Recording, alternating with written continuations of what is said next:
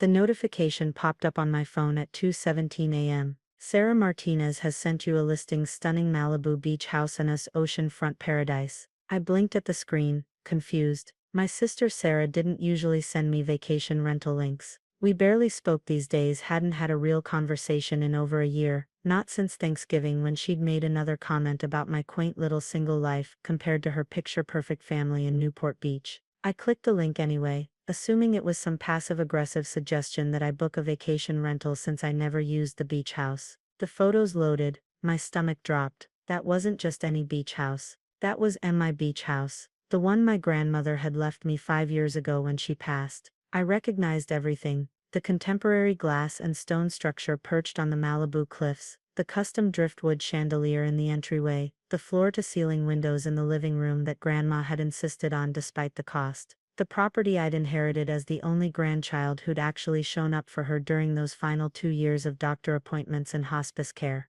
The listing description read, "Luxurious 4-bedroom oceanfront retreat, perfect for families or romantic getaways. Sleeps 10, private beach access, recently renovated with high-end amenities, $850 per night. Minimum 2-night stay, hosted by Sarah M. Superhost. My sister was a superhost, on Airbnb, renting out my house. I sat up in bed fully, sleep completely gone now, clicked through the photos systematically. There was my grandmother's living room, except the furniture was all wrong. The antique couch she'd bought in Santa Fe was gone. The Persian rug she'd inherited from her mother had been replaced with something modern and beige. Even the art on the walls was different. Where were the watercolors she'd painted herself? The kitchen photos showed new stainless appliances I'd never authorized. The deck I'd rebuilt 2 summers ago now had different furniture, expensive-looking teak loungers and a dining set that probably cost $5,000. The master bedroom featured a king bed I'd never seen before, with hotel-quality linens and matching nightstands staged like a furniture catalog. But it was definitely my house. The view was unmistakable. Those were my windows. That was my private beach below. I scrolled to the reviews. My hands started shaking. Sarah was an amazing host. The house was even better than the photos. She left us a welcome basket with local wine and snacks. The kids loved the beach access. We'll definitely be back. Michael S. June 2024. Perfect weekend getaway for our anniversary. Sarah thought of everything. Extra towels, beach chairs, even a list of local restaurants. The sunset from the deck is incredible. Can't wait to come back to Sarah's beach house next summer. Jennifer L. July 2024. Beautiful property with stunning ocean views. Sarah was very responsive and helpful with all our questions. The house was immaculate. Highly recommend. David K. August 2024. I kept scrolling. The reviews went back 8 months. Dozens of them, all glowing, all thanking Sarah for her hospitality, her attention to detail, her beautiful home. 8 months. She'd been doing this for 8 months, and I'd had no idea. I checked the calendar feature on the listing. It loaded slowly, my heart pounding. Gray blocks for book dates filled the screen. March was almost completely blocked out. April, solid gray. May, gray. June, July, August, all booked solid. A few scattered available dates in September. I calculated quickly. $850 per night. Even accounting for cleaning fees and Airbnb's commission, if she was maintaining 70 to 80% occupancy, which the calendar suggested she was, that meant she was grossing over $20,000 per month. For 8 months, my sister had stolen over $160,000 from me, and she had another 6 months of reservations already confirmed. At this rate, by the end of the year, she'd have made close to $300,000 renting out my property.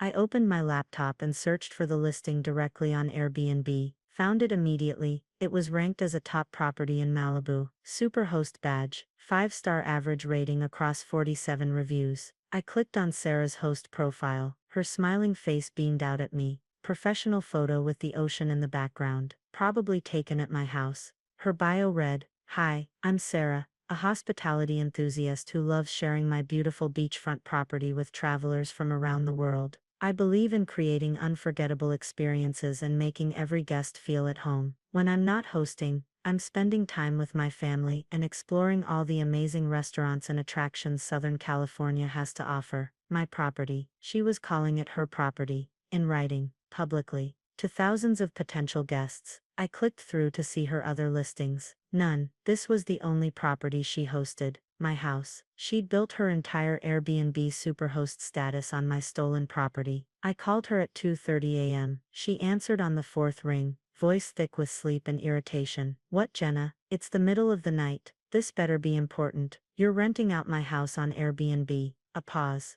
I could hear her breathing, could almost feel her brain switching gears from sleep to calculation. What are you talking about? The Malibu house. Grandma's house. My house. You've been listing it as yours for 8 months. You're a superhost, Sarah. You have 47 5-star reviews. You've made over $160,000 from my property. Her voice shifted completely, losing the sleepiness, gaining that sharp edge she always used when she was about to justify something unjustifiable. That, Sarah, you're committing fraud. You're pretending to own my house and profiting from it. Calm down, Jenna. You're being dramatic. Someone needed to actually use the property properly. You live in San Francisco. What? 6 hours away. You come down maybe twice a year for a weekend. The house was just sitting there empty, wasting its potential. Do you know how much money you were losing by leaving it vacant? It's irresponsible. It's my house. I get to decide what to do with it. And you decided to do nothing. Grandma would have wanted the family to actually benefit from her legacy, not just you hoarding it like some trophy you visit twice a year for Instagram photos. The dig stung because it was partially true. I hadn't been using the house as much as I could have. Work was demanding, my life was in San Francisco, and sometimes months went by between visits. But that didn't give Sarah the right to. It doesn't matter how often I use it, I said, trying to keep my voice level. It's legally mine. Grandma left it to Emmy in her will. My name is on the deed. Not yours, mine. Sarah laughed. That condescending laugh I'd heard my whole life. Jenna, let's be completely honest here. You were always Grandma's favorite. You lived closer and played the dutiful granddaughter role perfectly. Oh, let me drive you to your doctor appointments. Oh, let me bring you groceries. Oh, look how much I care. Meanwhile, I had 2 kids to raise and a husband with a demanding career. I couldn't just drop everything and play nursemaid like you could with your little marketing job. I loved Grandma. It wasn't about the inheritance. Of course you'd say that now that you got everything. But here's reality. You don't deserve that house. You're 34 years old, single, no kids, no real responsibilities. You work a mediocre marketing job, making maybe $75,000 a year. What do you need a 4-bedroom, $3 million beach house for? To impress the dates you never bring home, to prove something to mom and dad. I felt the familiar combination of hurt and rage that Sarah always triggered. She knew exactly where to stick the knife. The house is legally mine, I repeated. And legally you're wasting a valuable asset. I've made over $160,000 managing this property efficiently over 8 months. Do you understand what that means? That's more than double your annual salary. I've been operating this like a professional business, maintaining the property, providing exceptional guest experiences, building a 5-star reputation. You should be thanking me for protecting Grandma's legacy instead of letting it rot while you ignore it. You stole from me. Every dollar you made is my money. I managed an asset you were too lazy or incompetent to handle properly. There's a fundamental difference. And by the way, before you get too self-righteous, let me tell you what I've invested back into that property. Professional cleaning service after every guest, $150 per visit. Property management software, $50 per month. Restocking supplies, high-quality linens, beach equipment for guests, welcome baskets, maintenance and repairs. I've probably put $35,000 back into improvements. The hot tub alone cost $8,000. You should see it. It's beautiful. The guests love it. You installed a hot tub on my property, without my permission. I enhanced the property to increase its rental value. It's called smart business, Jenna, something you clearly know nothing about. Take down the listing, right now. Cancel all the reservations. Absolutely not. Her voice went ice cold. I have guests booked solid through September. Some of these people made reservations 6 months in advance. They've paid deposits, planned their vacations around their stay at my property. I'm not going to destroy my 5-star superhost rating and ruin dozens of families' vacations because you're suddenly having a tantrum after ignoring the property for years. It's not your property, it's mine. You're committing fraud. Then maybe you should have been using it properly, instead of letting it sit empty 11 months out of the year. Tell you what, I'm not unreasonable. I'll give you 20% of the net rental income going forward as compensation for the use of the property. That's generous, considering all the work I've put into building this business, and all the improvements I've made. You can make $2,000 to $3,000 per month doing absolutely nothing. Most people would jump at that offer. I don't want 20%, I want 100%. Because it's 100% and my property. Good luck with that, Jenna. Mom and Dad completely agree with me on this, by the way. We've discussed it extensively. They think Grandma made a huge mistake leaving everything to you just because you live 20 minutes away and could visit more easily. This should have been family property, shared among everyone. I'm just correcting an unfair situation. Brandon says you don't have a legal leg to stand on since you've essentially been neglecting and abandoning the property for years. Brandon's not my attorney. He doesn't represent me. He's a partner at one of the top property law firms in Orange County. He knows real estate law better than you or whatever cheap lawyer you're going to call. And he's already said if you try to sue me, he'll make sure you spend $100,000 in legal fees just to lose. Face it, Jenna. You're not equipped to manage or defend a property like this. I am. The numbers prove it. My guest reviews prove it. So either accept the 20% I'm generously offering, and be grateful, or we can let the lawyers fight it out while I continue building my rental business. Either way, those guests are staying, and I'm not canceling a single reservation. She hung up. I sat in my apartment, staring at the Airbnb listing on my laptop screen. Sarah's smiling face and her host profile. Passionate about hospitality and creating perfect vacation experiences. At 6 a.m., I called my attorney, Victoria Park, left a message explaining everything. She called back at 8:30. Jenna, this is clear-cut theft and fraud. She's operating a commercial business on your residential property without your permission, stealing your rental income, and misrepresenting herself as the owner. We can shut this down immediately. How? First, I contact Airbnb with proof of your ownership and report the fraudulent listing. They'll suspend it within 24 hours. Second, I send Sarah a cease and desist letter, demanding she cancel all bookings and return all profits. Third, we file a civil suit for theft, fraud, and unjust enrichment. What about the guests she's already booked? That's Sarah's problem. She made reservations for property she doesn't own. When those guests show up and can't access the house, they can sue her for fraud. This is going to destroy my relationship with my family. Victoria's voice softened. Jenna, she's already destroyed it by stealing from you. Your parents supporting her doesn't make it legal. This is your property. You have every right to protect it. Do it, I said. By noon, Victoria had contacted Airbnb. By 3 p.m., Sarah's listing was suspended pending ownership verification. By 5 p.m., my phone was exploding. Sarah, you vindictive bitch. Do you know how much money you just cost me? Mom, Jenna, what have you done? Sarah is in tears. You've ruined her business. Dad, this is family, Jenna. You don't involve lawyers in family matters. Brandon, you're making a huge mistake. I'll bury you in legal fees. I turned off my phone and drove to Malibu. The house sat exactly as I'd left it on my last visit in January, except it didn't. As I pulled into the driveway, I noticed changes. A new sign, private property, beach access for guests only, security cameras on the entrance, a lockbox on the front door. I used my key. It didn't work. Sarah had changed my locks. I called Victoria from the driveway. She called a locksmith. While I waited, I walked around the property. More changes. The garden my grandmother had maintained for 30 years was gone, replaced by a modern fire pit area with Adirondack chairs. A hot tub had been installed on the side deck. The private beach access stairs had new railings and lighting. Sarah had renovated my house. The locksmith arrived and verified my ownership through the deed on my phone. 20 minutes later, I was inside. The interior made my chest tight. Everything was different. My grandmother's furniture, the pieces she'd collected over decades, was gone,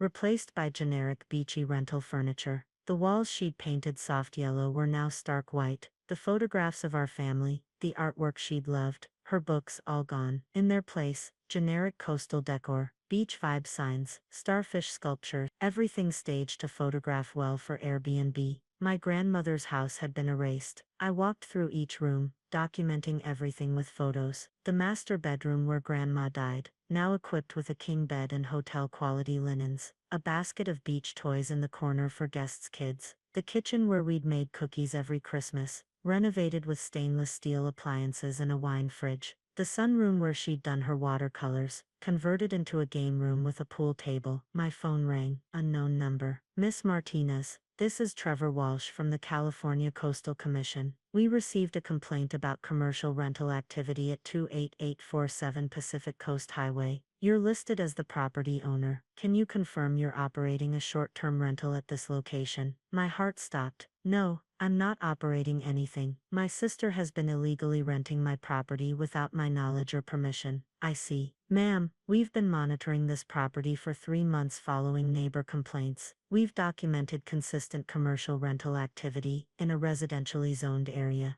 This is a violation of the California Coastal Act and local zoning ordinances. Are you aware that short-term rentals require a coastal development permit? I had no idea this was happening until last night. The property is in your name. You're ultimately responsible for any violations, regardless of who's operating the rental. We need to schedule an inspection. Given the severity and duration of the violations, I need to inform you that penalties can reach $11,250 per day. I did the math. 8 months, roughly 240 days. If they fined me for every day Sarah had been renting. Mr. Walsh, I just discovered this fraud. I'm taking legal action against my sister. She changed my locks and has been operating this rental without my knowledge or consent. I understand this is complicated, Miss Martinez, but the law is clear. The property owner is responsible. I can schedule an inspection for tomorrow at 10 a.m. I'd strongly recommend you have documentation proving you weren't aware of or benefiting from this rental activity. I'll be there. I spent the night in my violated house,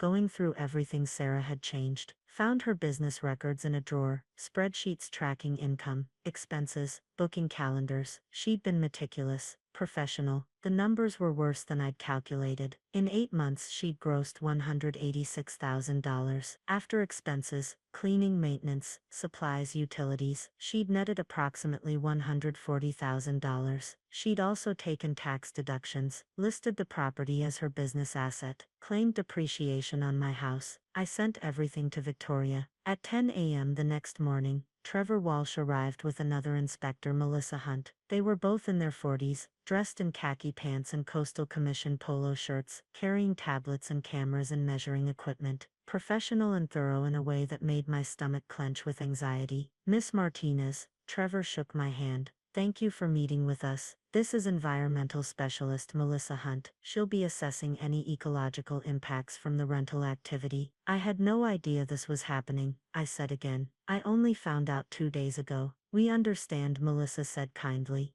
but we still need to complete a full inspection and document all violations. The law is very clear. The property owner is ultimately responsible regardless of who's operating the business. They spent 3 hours going through everything. Trevor photographed the hot tub, measuring its distance from the coastal bluff edge. This is within the setback zone, he noted, typing on his tablet. Installation without a coastal development permit is a serious violation. Did you pull any permits for this? I didn't install it, my sister did. I didn't even know it existed until yesterday. He typed more notes. We'll need documentation proving that. Do you have evidence of when you last visited the property before discovering the rental operation? I pulled up my calendar, my credit card statements showing gas purchases on the drive down. I was here in January for a weekend. The hot tub wasn't here then. Melissa was walking the perimeter of the property with some kind of measuring device. She called Trevor over. They conferred in low voices, Melissa pointing at the cliff edge, at the native vegetation, at the path down to the beach. When they came back, Melissa's expression was grave. Miss Martinez, we have significant environmental concerns. The increased foot traffic from short-term rentals has caused substantial erosion along the coastal bluff. See here, she showed me photos on her tablet of the cliff edge, comparing them to satellite images from 2 years ago. The difference was stark. You've lost approximately 3 feet of bluff edge due to erosion. The native vegetation, the coastal sage scrub, and buckwheat that stabilizes the soil, has been trampled and destroyed in multiple areas. The rental guests did that. Repeated foot traffic, yes. We've also documented damage to the beach access stairs. They show signs of much heavier use than typical residential access. Paint is worn, railings are loose, and there are safety concerns. Trevor added, the problem with short-term rentals in coastal zones is that you're concentrating usage far beyond what residential zoning anticipates. A family living here might have a few visitors, occasional guests, but with rotating renters every few days, you could have 50 to 100 different people using this property per month. That kind of traffic density is essentially commercial use, which this zone specifically prohibits. We've also observed that your sister made modifications to the beach access itself, Melissa continued, pulling up more photos. New lighting was installed on the stairs, and the lower landing was expanded. These modifications were done without permits, and without consideration for protected habitat. There's a population of endangered black abalone in the tidal pools below. The construction activity likely disturbed their habitat. My head was spinning. Endangered species? The entire Malibu coast is critical habitat. That's why the permitting process is so strict. Any construction or modification within the coastal zone requires environmental review. She looked at her tablet. According to our records, no permits of any kind have been filed for this property in the past 3 years. Trevor pulled up a chair at the dining table. Sarah's generic rental furniture. Miss Martinez, let me explain the scope of what we're looking at here. We've documented 247 rental nights over the past 8 months based on Airbnb booking records we subpoenaed and neighbor testimony. Every single one of those nights constitutes a violation of the Coastal Act, because short-term rentals under 30 days require a coastal development permit in this zone. You don't have one. I didn't know. I understand. But ignorance of the law isn't a defense, especially for property owners. The maximum penalty for Coastal Act violations is $11,250 per day. At 247 days of violations, we're potentially looking at $2.7 million in penalties. The number hit me like a physical blow. I actually felt dizzy. I can't pay that. That's more than the house is worth. The commission typically works with property owners to reach reasonable settlements, Trevor said, especially when there are mitigating circumstances like fraud. But you need to understand the severity of this. Beyond the rental violations, we have unpermitted construction, the hot tub, the deck modifications, the expanded beach landing, the new lighting. Each of these requires separate permits and environmental review. You didn't have any of them. Environmental damage, bluff erosion, habitat destruction, potential impacts to endangered species. This requires a restoration plan, prepared by a qualified environmental consultant. Cost estimate $30,000 to $50,000. Ongoing hazards. The bluff erosion creates a public safety risk. You may need to install emergency erosion controls immediately. Another $15,000 to $25,000. After the fact permitting. For the construction that's already been done, you'll need to apply for retroactive permits. Some of the work may not even be permittable, which means it might have to be removed entirely. The hot tub, for example, is probably too close to the bluff edge. You might have to tear it out. How much did my sister say she spent on that? I asked numbly. In her statement to us, she claimed $8,000 for the hot tub alone. Melissa said, checking her notes. But if it's within the setback zone and can't be permitted, that's $8,000 wasted plus removal costs. Trevor continued. We'll need to schedule a formal hearing before the commission to determine penalties and remediation requirements. That hearing is typically held within 60 days. In the meantime, you must immediately cease all rental activity. Any guests currently booked must be notified and refunded. You cannot rent this property again until you've obtained all necessary permits and completed all required remediation, a process that typically takes 12 to 18 months minimum. What about my sister? She's the one who did all this. We can pursue penalties against her as the operator of the illegal business, Trevor said, but ultimately as the property owner, you're jointly and severally liable. That means the commission can collect from either or both of you. If we can't collect from her, we'll collect from you. Can you put a lien on the property? Yes. If penalties aren't paid, we can place a lien on the property and ultimately force a sale to satisfy the debt. I felt sick. Sarah's fraud could cost me my grandmother's house. Melissa pulled out a form. I need to serve you with official notice of violations and a cease and desist order. As of right now, effective immediately, all short-term rental activity at this property must stop. You have 48 hours to notify all guests with future bookings that their reservations are canceled. Failure to comply will result in additional penalties of $5,000 per day. I took the papers with shaking hands. What do I do about the guests who already paid? That's a civil matter between you, your sister and the guests. The commission isn't involved in refunds, but I'd strongly recommend getting an attorney to help you sort out liability. Some of those guests may sue when their vacations are canceled. Miss Martinez, Trevor said more gently, I know this is overwhelming, but you need to take immediate action. Hire an attorney. File a police report against your sister for fraud. Document everything proving you didn't know about or authorize this rental business. Cooperate fully with our investigation. These actions will help when the commission determines penalties. They won't eliminate your liability as the owner, but they'll significantly reduce it. After they left, I sat in Sarah's rental-ready living room, my violated living room, and tried to process everything. Nearly $3 million in potential penalties, another $75,000 or more in remediation and permitting costs, dozens of angry guests demanding refunds, my sister facing criminal charges, my family torn apart, and underneath it all, the sickening reality: Sarah had turned my grandmother's beloved home into a crime scene. After they left, I sat on the deck Sarah had modified without permits, and called my sister. "What?" she answered. "The Coastal Commission was just here. We're looking at up to $3 million in penalties for illegal short-term rentals, plus environmental violations for the erosion damage and unpermitted construction." Silence. "Sarah, they can put a lien on the property. They can force a sale to cover the penalties. I could lose Grandma's house because of what you did. That's not my problem." Her voice was shaky but defiant. "You own it. You're responsible. I'm suing you for every penny you made.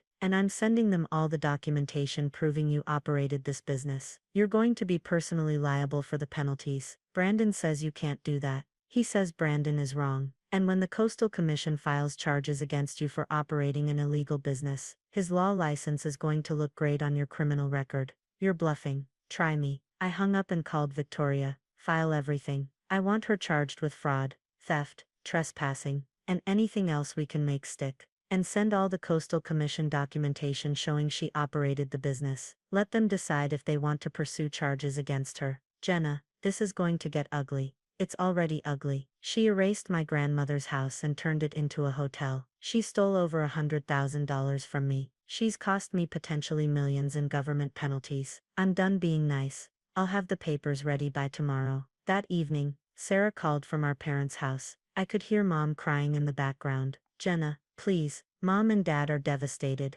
This is tearing the family apart. You tore it apart when you stole my property. I was helping. The house was empty. I made it productive. You made yourself rich by stealing from me. It's not stealing if I improved the property. I put money into renovations. I maintained it better than you ever did. With my rental income. You renovated my house with money you stole from me. This is insane. Mom, tell her." I heard muffled voices. Then my mother came on the line. "Jenna, sweetheart, please reconsider this lawsuit. Sarah made a mistake, but she's family. We can work this out without lawyers."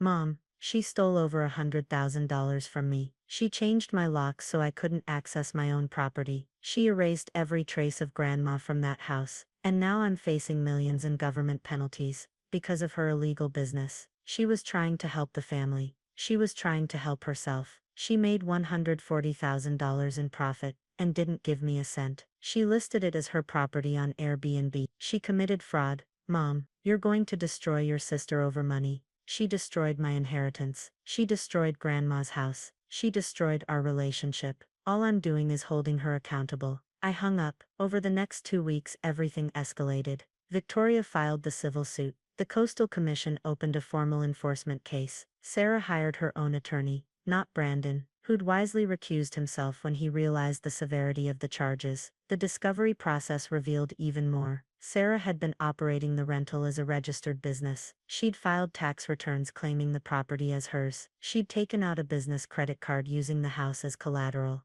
My house. She'd even applied for a business loan using fraudulent documents showing her as the owner. "This is way beyond simple theft," Victoria said during one of our meetings. "This is systematic fraud, identity theft, forgery. The district attorney might want to pursue criminal charges. Will that help with the Coastal Commission penalties?" "It should. If we can prove you were a victim of fraud and had no knowledge of the rental operation, they'll likely reduce the penalties significantly and go after Sarah for restitution." The Coastal Commission hearing was scheduled for 6 weeks out. In the meantime, they issued a cease and desist order. All rental activity must stop immediately. Sarah had to cancel over 40 confirmed reservations. The guests were not happy. Several threatened to sue Sarah for breach of contract. One family had paid $8,500 for a 2-week summer reservation. They demanded a full refund plus compensation for their ruined vacation plans. Sarah tried calling me. I didn't answer. She sent emails. I forwarded them to Victoria. She showed up at the house once. I called the police and had her removed for trespassing. My parents stopped speaking to me entirely. They'd started a family group chat without me. I only knew because my cousin Jessica told me. They were calling me vindictive, greedy, selfish, saying I'd always been jealous of Sarah's success. Jessica was the only family member who supported me. She stole from you, Jessica said over coffee. They're delusional if they think this is okay. I'm sorry they're making you the villain. I just want my house back. And I want her to face consequences. You're doing the right thing. The Coastal Commission hearing was held at their offices in Ventura. Trevor Walsh and Melissa Hunt presented their findings. The violations were extensive: 247 documented rental nights over 8 months, unpermitted hot tub installation, unpermitted deck modifications, coastal bluff, erosion from excessive foot traffic, damage to protected native vegetation, illegal commercial use in residential zone, no coastal development permit. They recommended penalties of $275,000, reduced from the potential maximum because I'd cooperated fully, and provided evidence that I was a victim of fraud. Sarah's attorney argued she should be held liable, not me. The commission agreed to split the penalties, $100,000 against me, as the property owner, $175,000 against Sarah as the business operator. They also ordered environmental remediation. Remove the hot tub, restore native vegetation, install erosion controls, monitor the bluff for 1 year. Estimated cost $45,000. Miss Martinez, the commission chair said, looking at me, we understand you were defrauded. However, as a property owner, you have a responsibility to monitor your property. The penalties against you are substantially reduced in recognition of your cooperation and victim status. We expect full compliance with the remediation order within 90 days. I nodded. Victoria leaned over. We'll go after Sarah for every penny. Sarah sat across the room with her attorney, face pale. When they announced the $175,000 penalty against her, she started crying. Outside the building, she tried to approach me. Her attorney stopped her, but she called out anyway. Jenna, please, I don't have $175,000. This is going to bankrupt me. I turned to look at her. You made $140,000 profit from my house. That's a start. I don't have it anymore. I invested it in Brandon's firm. It's tied up in the business. Then you should have thought of that before you committed fraud. I'm your sister. You were my sister. Now you're just someone who stole from me. The criminal investigation moved faster than I expected. The district attorney reviewed Victoria's evidence and decided to prosecute. Sarah was charged with grand theft, fraud, forgery, and identity theft. She took a plea deal rather than go to trial. Pleaded guilty to fraud and grand theft. Sentenced to 3 years probation, 500 hours community service, and full restitution. $140,000 in stolen rental profits, plus my legal fees, plus the Coastal Commission penalties. The judge was harsh during sentencing. Miss Martinez, you didn't just steal money from your sister. You violated her trust, erased your grandmother's legacy, and committed systematic fraud over many months. This wasn't a momentary lapse in judgment. This was calculated theft. The only reason you're not going to prison is because you have no prior record and you've accepted responsibility by pleading guilty. Sarah sobbed through the entire hearing. Brandon sat in the back row, looking like he wanted to disappear. My parents didn't attend. After the hearing, Sarah's attorney approached Victoria. My client would like to speak with yours, to apologize. No, I said before Victoria could respond. We're done. It took 4 months to restore the house. I hired contractors to undo Sarah's renovations, removed the hot tub, restored the garden, repainted the walls yellow. I couldn't get Grandma's furniture back. Sarah had sold it, but I found similar pieces at estate sales, hung new family photos, brought back books and artwork. The environmental remediation was completed, native plants restored, erosion controls installed. The Coastal Commission inspected and approved everything. The house felt like itself again, like Grandma's house, like home. I spent a weekend there in July, sitting on the deck watching the sunset. My phone rang. Jessica, hey, she said. I thought you should know. Sarah and Brandon are getting divorced. What? He filed last week. I guess the stress of everything. And she used his business as collateral for a loan she can't repay. He's furious. Mom's devastated. Dad's not speaking to anyone. I didn't feel the satisfaction I thought I would. Just emptiness. How do you feel? Jessica asked. Tired. Are you ever going to forgive her? I looked at the ocean, the same view my grandmother had loved. I don't know. Maybe someday, but not now. Not while I'm still trying to rebuild everything she destroyed. That's fair. After we hung up, I walked down to the beach. The stairs had new railings now, permitted ones, properly installed. The evening was cool, fog rolling in off the Pacific. I thought about Grandma, about how she'd sat right here for 40 years, watching the waves, how she'd chosen to leave this place to me because she knew I understood what it meant. Not as an investment, not as a business opportunity, as a home, as a legacy. Sarah had never understood that. Maybe she never would. My phone buzzed. A text from my mother, the first in 4 months. Can we talk? I stared at the message for a long time. Then I turned off my phone and walked along the shoreline, letting the waves wash over my feet. Some conversations could wait. Right now, I just wanted to be here, in my grandmother's house, watching the sunset exactly the way she'd taught me, alone, at peace, finally. The text message came at 6:47 a.m. Don't bother coming to the house. You're no longer welcome here, Patricia. I stared at my phone screen in the dim morning light of my hotel room, coffee growing cold in my hand. Patricia, my stepmother for the past 12 years. The woman who'd married my father when I was 19, and spent every day since trying to erase my existence from his life. I'd been in Seattle for 3 weeks closing a commercial real estate deal. The beach house, my mother's house, had been empty during that time. I should have known Patricia would try something. My phone rang. Unknown number. Miss Torres, a professional male voice. This is James Chen from Coastal Security Services. We were contacted this morning by a Patricia Torres, requesting we change all access codes and postcards at 4782 Ocean View Drive. She claims to be the property owner. Our records show you as the account holder. Can you confirm the authorization for these changes? I set down my coffee carefully. No authorization given. That property is mine. Patricia Torres has no ownership stake. A pause. I see. She's currently on site with a locksmith and has presented what she claims is a deed transfer. She's quite insistent. Don't change anything, I said.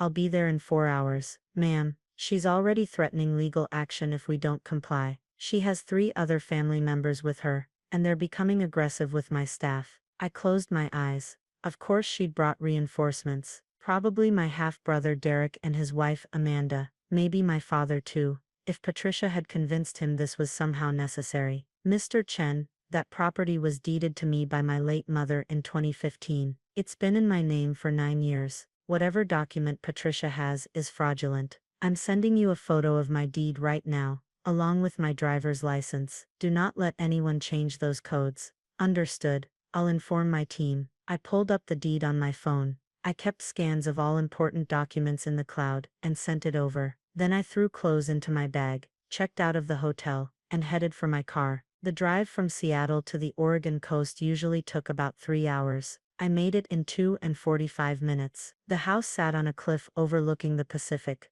a sprawling contemporary structure of glass and weathered cedar that my mother had designed herself. She'd been an architect, one of the best in the Northwest. This had been her masterpiece and her gift to me before the cancer took her when I was 17. 3 black SUVs were parked in the circular driveway, security vehicles. Patricia had actually hired multiple guards. I parked on the street and walked up the private road. A uniformed guard stepped forward as I approached. Ma'am, this is private property. I'll have to ask you to leave. I'm Elena Torres. I own this property. I held up my phone showing the deed. He looked uncomfortable. Ma'am, I have instructions from someone who doesn't own this house. I kept my voice level. Your supervisor James Chen has my documentation. Call him. The guard spoke into his radio. Moments later, a man in a suit emerged from the house. Behind him I could see Patricia through the windows, gesturing wildly. Miss Torres. The man extended his hand. James Chen. I apologize for the confusion. The situation is complicated. Mrs. Patricia Torres is insisting she has legal ownership. She's hired an attorney who's currently inside reviewing documents. What documents? A deed transfer allegedly signed by your father Richard Torres, transferring the property from you to Patricia, dated 3 weeks ago. My father. Of course. My father has no ownership interest in this property, I said quietly. He never did. This house was my mother's separate property, inherited from her parents. When she died, it passed directly to me through her will. My father's name has never been on any deed, any title, anything related to this house. James Chen looked relieved. That aligns with our title search. But Mrs. Torres is quite convincing. She has your father here, and he's confirming her story. I'd like to see this alleged deed. We walked toward the house. The front door, custom mahogany that my mother had imported from Brazil, was propped open. Patricia stood in the foyer, arms crossed, wearing white linen that probably cost more than most people's monthly rent. At 52, she maintained herself with the dedication of someone whose entire identity rested on appearance. "You have some nerve showing up here," she said, not even greeting me. "Richard, tell her." My father stood beside her, looking older than his 65 years. He wouldn't meet my eyes. "Elena, sweetheart," he started, and I noticed he was reading from a script Patricia had probably prepared. "The house has always been family property. Your mother would have wanted it to stay in the family, and with you traveling so much for work, never settling down, never starting a family." "Stop." I held up my hand. "Dad, did you sign something giving Patricia ownership of my house?" He shifted uncomfortably. "It's not like that. Patricia and I have been managing the property taxes, the maintenance. Did you sign a deed transfer? Yes or no?" Patricia stepped forward. "He signed what needed to be signed. This house sits empty,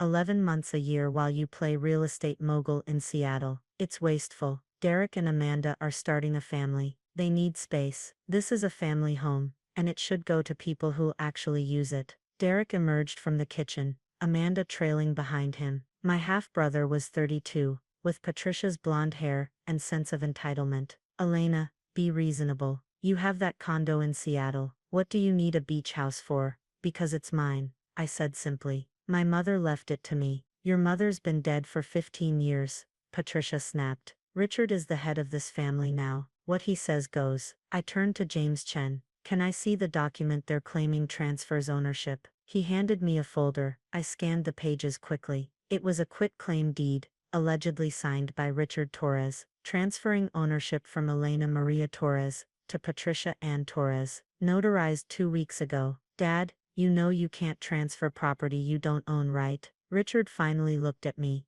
"Patricia's lawyer said it was fine. Since I'm your father, I can act on your behalf." "That's not how property law works. You can't transfer a deed you don't hold. This document is worthless." Patricia's face reddened. "Don't you dare speak to your father that way. We've put thousands into this property. The new security system alone cost $15,000 that I didn't authorize. The landscaping, the roof repairs last year. I paid for the roof repairs. I have the receipts." "This is ridiculous," Derek interjected. "Mom and Dad have been taking care of this place, while you've been off doing whatever. You owe them." I looked at my brother carefully. "Derek, did Patricia tell you she was taking ownership of my house?" He hesitated. "She said it was being transferred to the family trust." "There is no family trust." Amanda touched Derek's arm. "Maybe we should go." "No." Patricia's voice was sharp. "We're not going anywhere. I've hired contractors. They're coming Monday to start renovations. Derek and Amanda are moving in next month. Elena,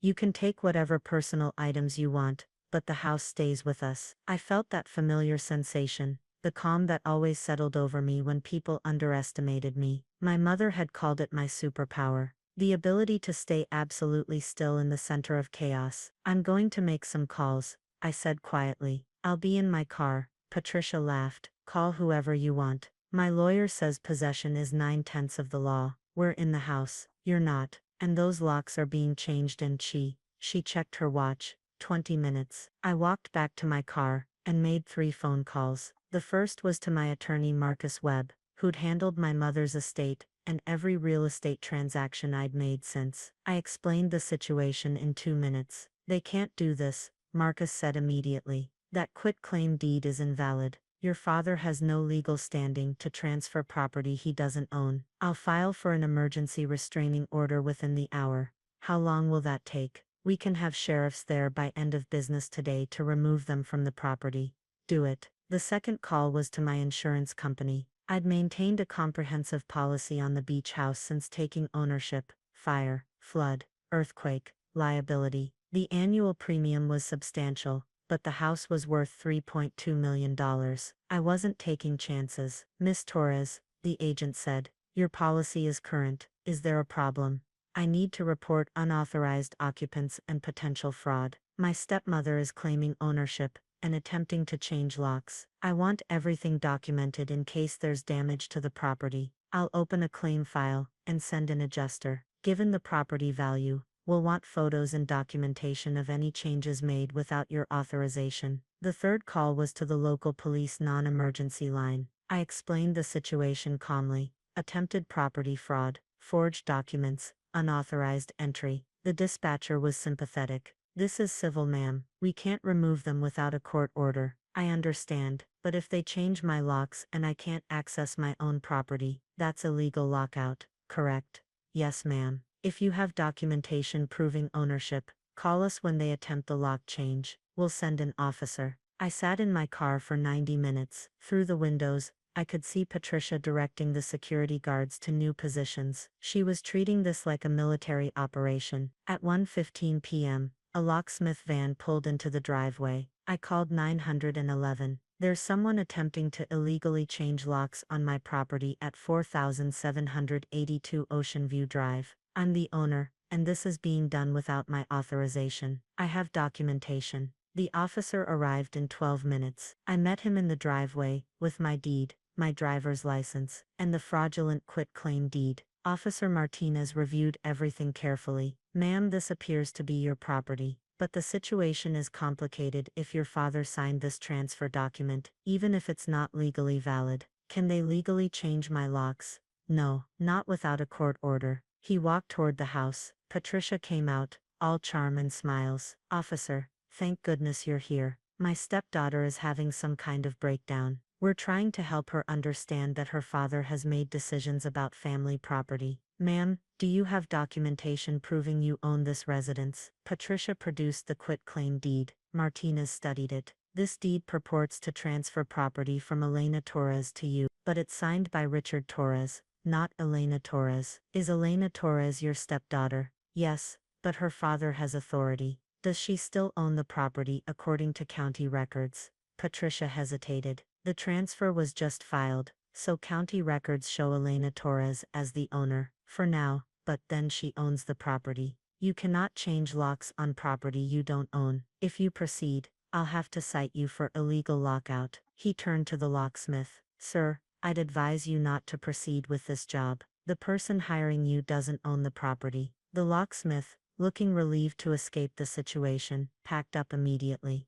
Patricia's face went white with rage. This is harassment. Richard, call our lawyer. My father pulled out his phone with shaking hands. I stayed by my car, watching. Officer Martinez provided me with a case number and left. The locksmith drove away, but Patricia's security guards remained, and she showed no signs of leaving. At 3:30 p.m., Marcus called. Restraining order approved. Sheriffs will serve it within the hour. Everyone needs to vacate immediately, and Patricia is barred from the property pending a full hearing on the fraudulent deed. Thank you, Marcus. Elena, there's something else. I did some digging on Patricia. She's in serious financial trouble. Derek's restaurant failed last year, lost over $200,000. She's been covering his debts. Your father's pension isn't enough. I think she was planning to sell the beach house to cover everything. The pieces clicked into place. This wasn't just about Derek and Amanda needing space. This was about Patricia being broke and seeing my house as her salvation. At 4:15 p.m., 2 sheriff's vehicles pulled up. I watched from my car as they served the restraining order.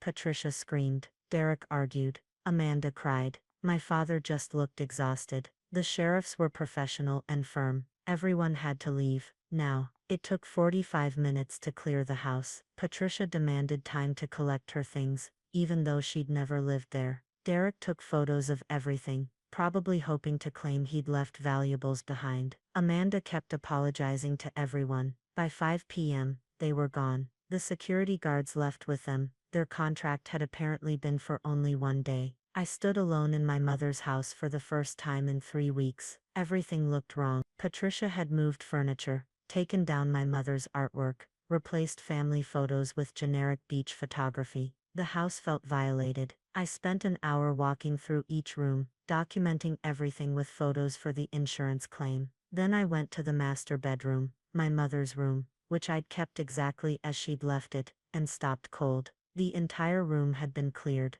My mother's furniture, her books, her artwork, everything was gone. In its place was staged furniture that looked like it came from a catalog, white and impersonal. I called Marcus. They cleared my mother's room, everything, documented all. That's destruction of personal property. We'll add it to the charges. I spent the next 2 hours photographing and making lists. My mother's custom dresser, her reading chair, her collection of architectural books, the watercolor paintings she'd done in her 20s, all gone. At 7:30 p.m., exhausted and furious, I ordered pizza and opened a bottle of wine from the cellar. I sat on the deck watching the sunset over the Pacific, trying to process the day. My phone rang at 8:45 p.m. Unknown number. Miss Torres, this is Fire Inspector Davis, with the County Fire Marshal's office. I need to ask you some questions about 4782 Ocean View Drive. My stomach dropped. What happened? There was a fire reported at this address, approximately 40 minutes ago. Minor damage, contained to an exterior storage shed, but the circumstances are suspicious. You're listed as the property owner. Were you on site tonight?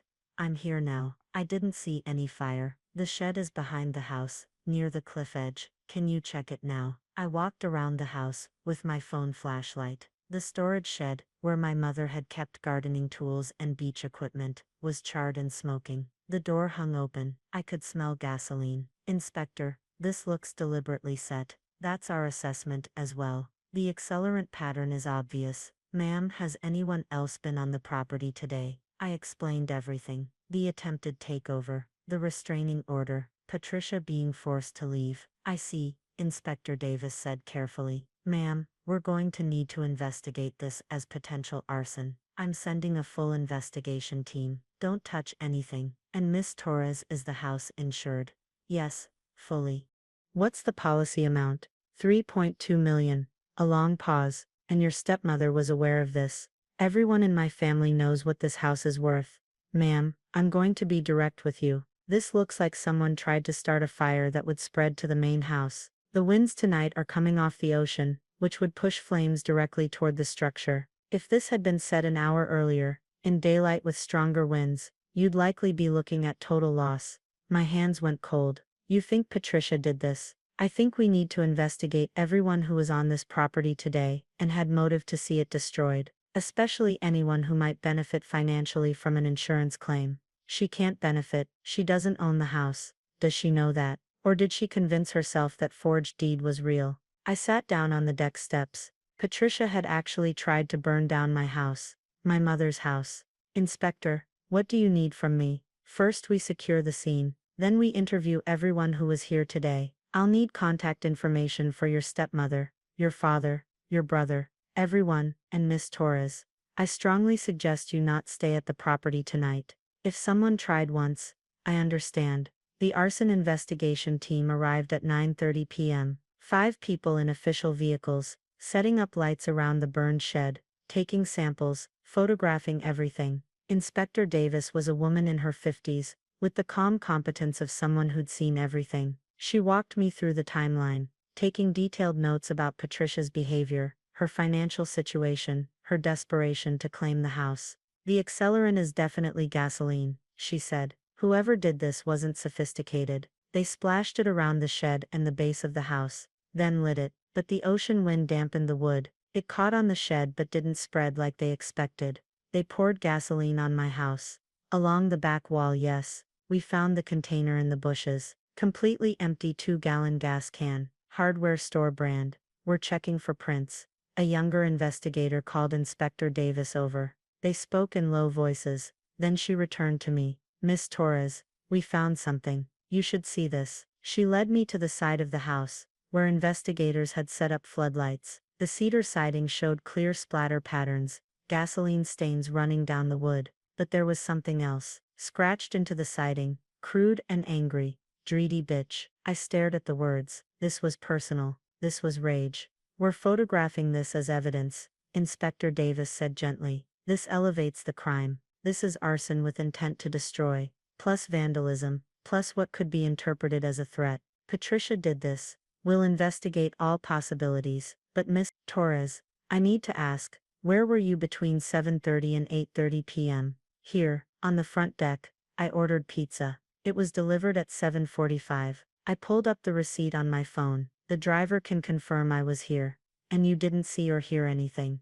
The ocean is loud. The shed is on the opposite side of the house. If someone came up from the beach access, I trailed off, realizing there's a stairway down to the beach. It's not visible from the front of the house. Show me. We walked to the cliff edge, where wooden stairs zigzagged down to the private beach. Inspector Davis shined her flashlight on the top steps. Fresh footprints in the sandy soil. 2 sets, one smaller, one larger. Don't touch anything, she said, immediately calling for the evidence team. They photographed and cast the footprints. Then we all walked down to the beach, carefully, avoiding the prints, and found more evidence. Cigarette butts, fresh tire tracks in the sand, where the beach widened. Someone had parked down here, climbed up, set the fire, and left. This was planned, Inspector Davis said. They knew about the beach access. They knew you were in the house. They parked where they wouldn't be seen from the road. Back at the house, I gave formal statements,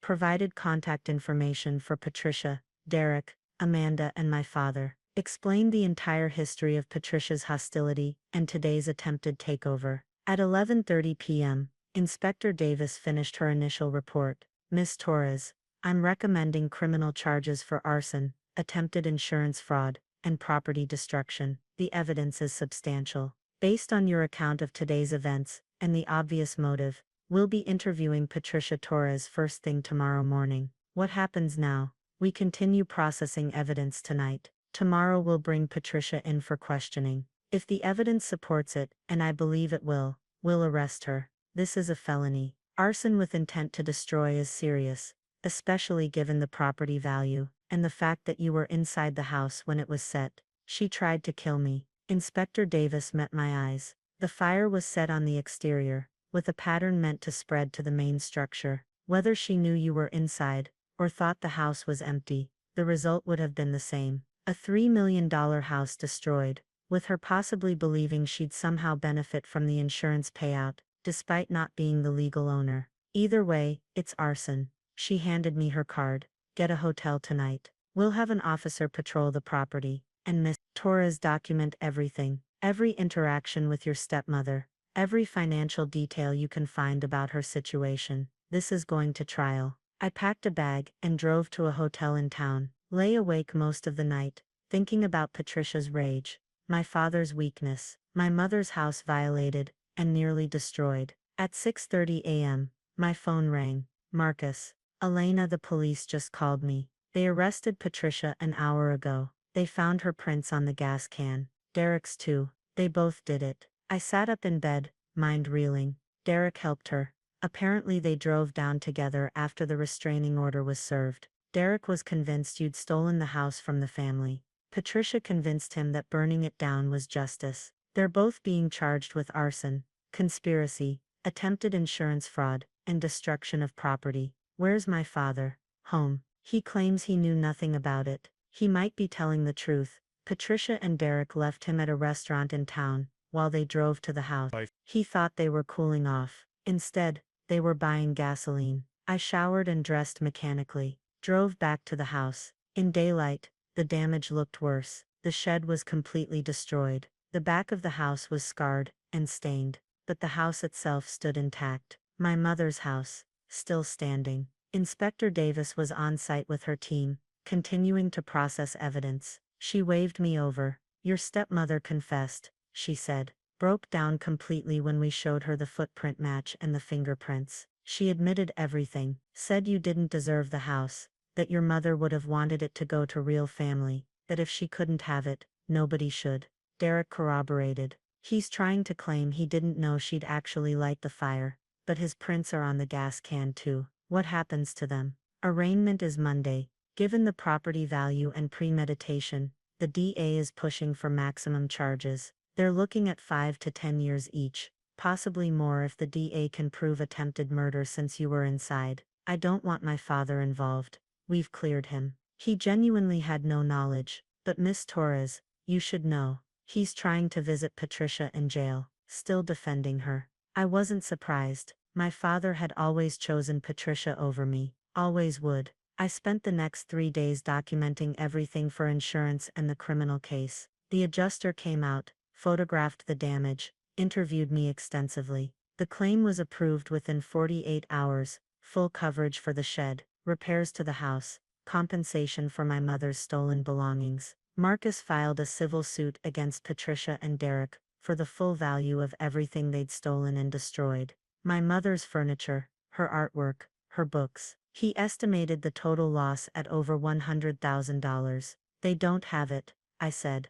I know, but we'll get a judgment. When Patricia eventually gets out of prison, she'll spend the rest of her life paying you back. And Elena, the criminal restitution will be separate. The court will order them to pay for all damages as part of their sentence. On Monday, I attended the arraignment, sat in the back of the courtroom, and watched Patricia and Derek in orange jumpsuits, handcuffed, standing before the judge. The charges were read: arson in the first degree, conspiracy to commit arson, attempted insurance fraud, destruction of property, criminal mischief. Patricia cried. Derek looked defiant. Their public defender requested bail. The prosecutor objected. Your Honor, the defendants destroyed property worth over $3 million, while the owner was inside, potentially putting her life at risk. This was premeditated, motivated by greed and revenge. They're facing substantial prison time, and have every reason to flee. The state requests they be held without bail. The judge agreed. No bail. Trial set for 3 months out. I left the courtroom without speaking to anyone. My father tried to catch me in the hallway, but I kept walking. 2 months later, I stood in my mother's house, fully repaired, restored, cleaned. The insurance had covered everything. I'd even found some of my mother's stolen furniture in Derek's storage unit. The police had recovered it during their investigation. The house felt like itself again, like home. Patricia and Derek had both pled guilty in exchange for reduced sentences, 7 years each. My father had tried to write them character references for the sentencing hearing. I hadn't responded to his calls. I walked out to the deck and looked at the Pacific. The sunset was spectacular, orange and pink spreading across the horizon. My mother had loved this view. My phone buzzed. A text from Marcus. Judgment finalized. Patricia and Derek owe you $127,000 in civil damages plus $340,000 in criminal restitution for the arson damage, automatic wage garnishment, when they're released. Also, your father wants to talk, says it's urgent. I deleted the message about my father. Then I poured a glass of wine and sat on the deck watching the waves. The house was mine. It had always been mine, and now everyone knew it. Some people only understand power when it's wielded against them. Patricia had spent years treating me like I was nothing, like I didn't belong in my own family, my own home, my own life. She'd learned differently, the hard way. I raised my glass to the sunset, to my mother's memory, to the house that had stood strong against everything Patricia had thrown at it. To family, I said quietly, the ones we choose, not the ones who choose to destroy us. The ocean roared its approval, and I sat alone in my mother's house, my house finally, completely at peace.